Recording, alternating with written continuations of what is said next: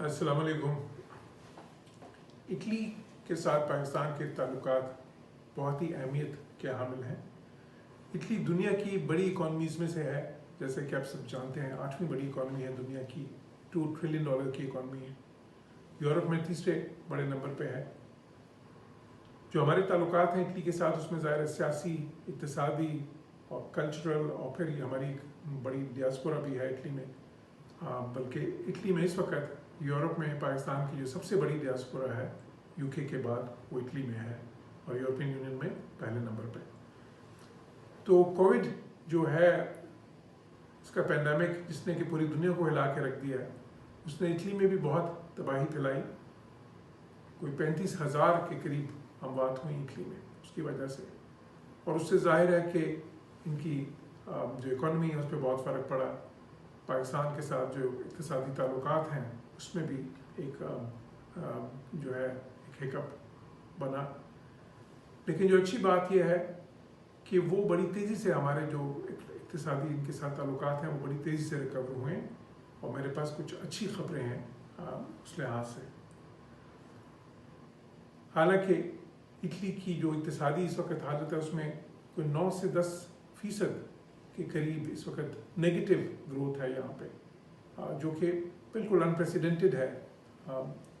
Italy में second world war के बाद इस तरह कभी भी नहीं हुआ, और हम भी ज़ाहिर है आजकल नेगेटिव ग्रोथ ही फेस कर रहे हैं।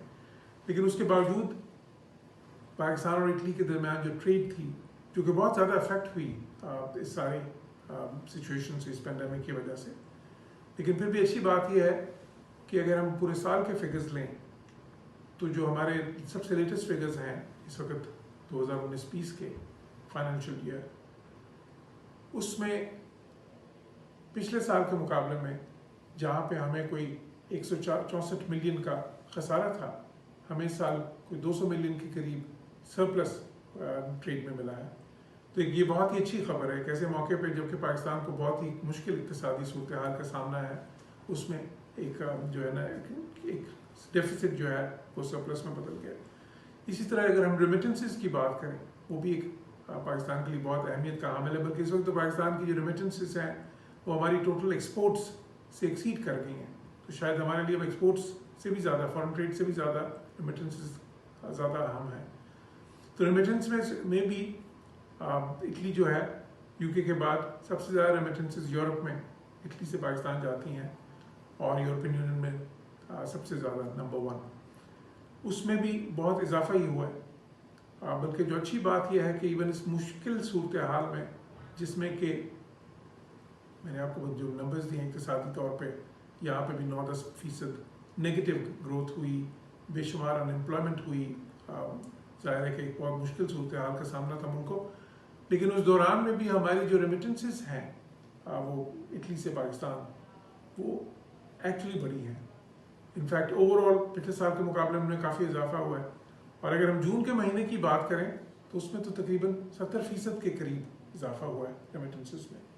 तो ये बहुत ही अच्छी खबर है। फिर इसी तरह जून में हम देखते हैं कि हमारी जो एक्सपोर्ट्स इटली को बहुत कम हुई थी उससे पहले, वो भी बहुत तेज़ी से वापस वो रिकवर हुई हैं। एक और अच्छी खबर ये है कि इटली में इस वक्त इन्होंने जो सूरत हाल है उसे निपटने के लिए मुख्तलिफ जो इकदाम किए, उसमें एक इकदाम ये भी था कि जो गैर मुल्की यहाँ पे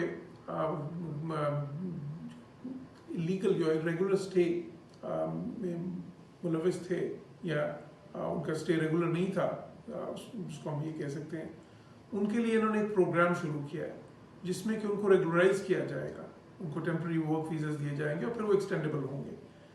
तो हमारे इधर हज़ारों पाकिस्तानी भाई ऐसे थे जो कि उस कैटेगरी में आते थे। तो उनके लिए हमने उनको फैसिलिटेट करने के लिए एम्बेसी ने ऐसे इकदाम किए कि ज़्यादा से ज़्यादा हमारे पाकिस्तानी भाई जो इधर हैं, और उनमें बहुत सारों के पास वो कागज़ साथ भी नहीं होते जो उनको चाहिए होते हैं, तो एम्बेसी ने हंगामी बुनियादों पे काम नहीं किया, और वो हज़ारों की तादाद में उन लोगों को वो कागज़ बना के दिए गए हैं कि जिससे वो अप्लाई कर सकते हैं। तो इंशाल्लाह बहुत से इस सारे प्रोसेस के बाद हमारे हज़ारों पाकिस्तानी यहाँ पे जो है वो रेगुलराइज हो जाएंगे, और उससे ये होगा कि उनकी जो इनकम है वो पहले से बहुत ज़्यादा होएगी, और हमारी रेमिटेंसेस इंशाल्लाह बढ़ेंगी। और ये हमने इतने नामसाद हालात में किया जबकि दुनिया में इटली एक एपिसेंटर बना हुआ था कोविड-19 पैंडेमिक का।